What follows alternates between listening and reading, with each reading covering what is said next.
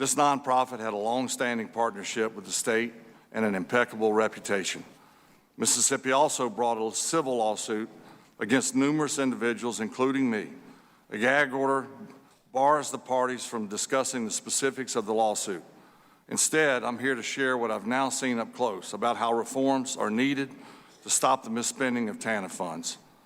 Even before I was sued, when I was informed that the nonprofit appeared to have improperly used TANF funds, I returned to the state the funds I had received.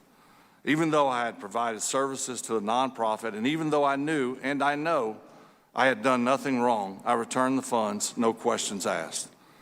I had also offered to help raise funds for a new volleyball facility at Southern Miss, the one that's gotten all the publicity.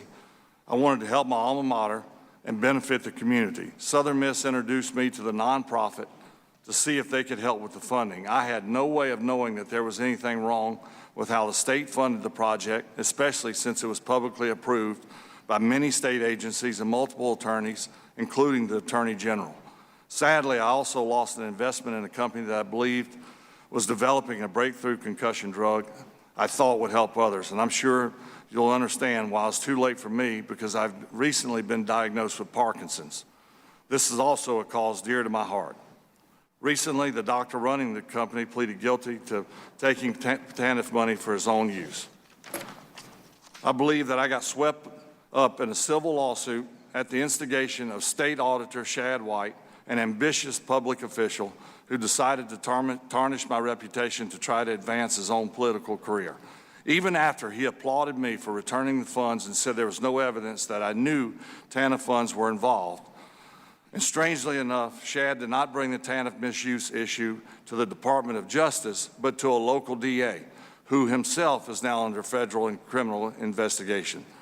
He has profited from his position as someone with firsthand knowledge of the Mississippi case, but when my lawyers wanted to question him under oath, he swore he had no personal knowledge of the events. I've now sued Shad for defamation in a case upheld by the court. Most recently, the Mississippi Attorney General has even sued Shad for exceeding his powers and going after me. I've also learned that the state, believe it or not, is using TANF funds to pay outside private lawyers, Adam Stone and Katie Pickett of the Jones Walker firm, to sue me and others. Those same lawyers, before they sued me, came to my hometown to try to convince me to retain them in this very dispute.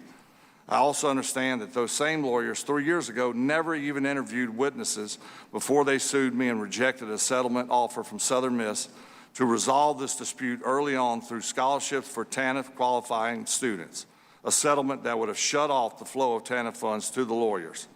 Importantly, I have learned that nobody was or is watching how TANF funds are spent. Our laws don't sufficiently protect against TANF spending unrelated to helping people out of poverty. States have too much flexibility on how they spend this money, which leads to waste and abuse. We need mechanisms for oversight of TANF spending and greater clarity as to permissible uses of TANF funds. Democrats and Republicans should agree. Rampant state misuse of TANF funds is hurting efforts to help vulnerable families and children. And I was told Ways and Means Committee was working on this problem, so I was willing to speak to you to encourage Congress to reform this important anti-poverty program, and I urge Congress to put TANF guardrails in place to ensure that what happened in Mississippi doesn't happen again.